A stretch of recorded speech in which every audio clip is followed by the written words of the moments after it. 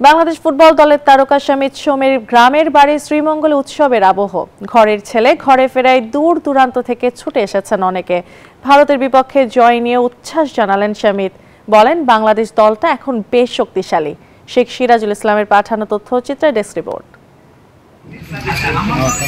শ্রীমঙ্গলে সোমবারই যেন এক টুকরো স্বর্গের নন্দনকানন। ভারতের বিপক্ষে দারুণ জয়ের পর কানাডা প্রবাসী শামিত সোম ফিরেছে নিজ বাড়িতে। আগে থেকে ছিল নানা আয়োজন। পরিবারের সদস্যরা রাজার মতোই বরণ করে নিয়েছেন মিস্টার সোমকে।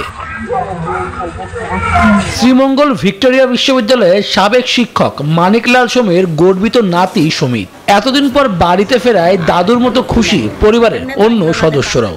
মানে সারা ছেলেরা বাবার চিন্ত এজ এ প্লেয়ার, এবং ইটেই পাইছে আর কি, বাবার চিন্তা পাইছে, দাদুর চিন্তা পাইছে।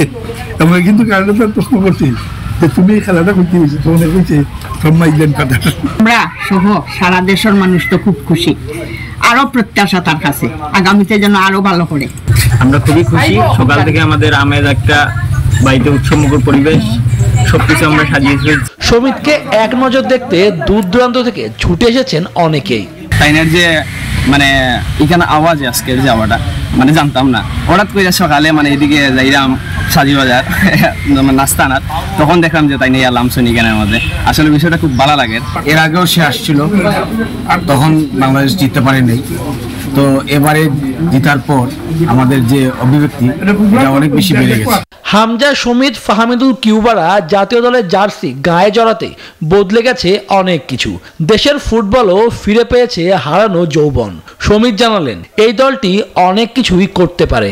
ভালো লাগতেছে যে শ্রীমঙ্গলে আসতে পারছি আর ফ্যামিলিকে দেখতে পারছি। আমি তো বাংলাদেশ মানে যে কখন ডিসাইড করছি বাংলাদেশের জন্য খেলতে, এখনো আসি নাই শ্রীমঙ্গলে এই হিসাবে as a footballer. So yeah, very cool. Very excited to be back home সবার সাথে একটু সময় স্পেন্ড করতে, এদের সাথে সময় কাটাইতে। 1989 সালে শামিতের বাবা মা কানাডায় যান। 1994 সালে এডমন্টনে শামিতের জন্ম। মাত্র 6 বছর বয়স থেকে তিনি ফুটবল নিয়ে মাঠে যাওয়া শুরু করেছিলেন। সেখানে বয়সভিত্তিক দলের হয়ে খেলে পরে দেশের প্রয়োজনে গায়ে জড়ান লাল সবুজের jersey. Subhadeb Nath, sports desk, news 24।